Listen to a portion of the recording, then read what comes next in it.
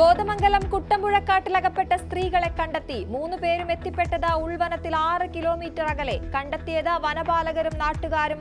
രാത്രി മുഴുവൻ നീണ്ട തെരച്ചിലിനൊടുവിൽ ഇന്നലെ വൈകിട്ട് സ്ത്രീകൾ കാട്ടിലേക്ക് പോയത് പശുവിനെ തേടി.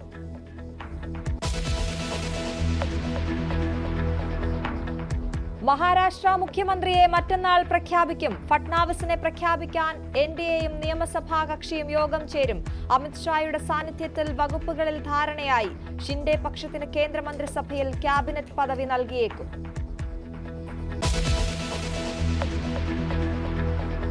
ഇന്നും അദാനി വിഷയം പാർലമെന്റിലെത്തും. ചർച്ച വേണമെന്ന ആവശ്യത്തിൽ പ്രതിപക്ഷം.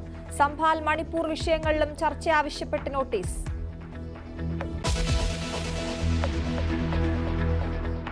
സംഭാൽ ഷാഹി മസ്ജിദിലെ സർവേക്കെതിരായ പള്ളി കമ്മിറ്റിയുടെ ഹർജി ഇന്ന് സുപ്രീം കോടതിയിൽ. സർവേ നടത്താനുള്ള പ്രാദേശിക കോടതി ഉത്തരവ് റദ്ദാക്കണമെന്ന ആവശ്യം. പള്ളിയിൽ സുരക്ഷ കർശനമാക്കി ഉത്തർപ്രദേശ് പോലീസ്.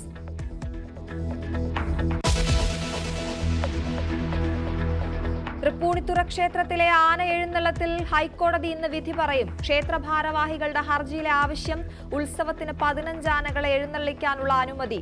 ആന എഴുന്നള്ളത്ത് അനിവാര്യ മതാചാരമല്ലെന്ന നിലപാടിൽ ഹൈക്കോടതി.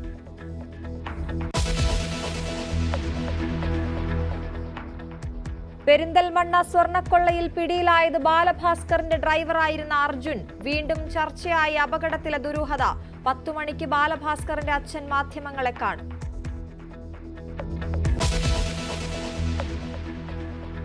ക്ഷേമ പെൻഷൻ ക്രമക്കേടിന് വഴിവെച്ചത് ഗുണഭോക്താക്കളെ തെരഞ്ഞെടുക്കുന്നതിൽ വന്ന വീഴ്ച. ചട്ടവിരുദ്ധമായി പെൻഷൻ കൈപ്പറ്റിയെന്ന് CAG റിപ്പോർട്ട്. സർക്കാർ ഖജനാവിനുണ്ടായത് വലിയ നഷ്ടമെന്നും controller and audit general.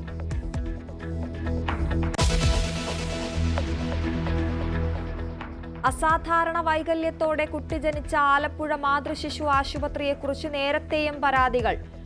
പ്രതിക്കൂട്ടിലാകുന്നത് doctor Pushpa തന്നെ. പ്രസവമെടുത്തതിലെ അനാസ്ഥ മൂലം കുഞ്ഞിന്റെ തോളെല്ലും ഞരമ്പുകളും തകർന്നതായി മാതാപിതാക്കൾ.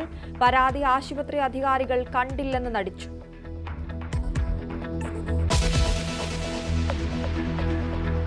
ദുരന്തത്തിന്റെ നോവടങ്ങാത്ത ചൂരൽമലക്കാർക്ക് ഒറ്റ ആവശ്യം മാത്രം: തങ്ങളുടെ ഭൂമിയിൽ തന്നെ കഴിയണം. ചൂരൽമലയിൽ ബാക്കിയായവരുടെ ആഗ്രഹം സർക്കാരിന് മുന്നിലെത്തിക്കാൻ ന്യൂസ് 18. മറന്നോ വയനാടിനെ വാർത്താ പരമ്പര തുടരുന്നു.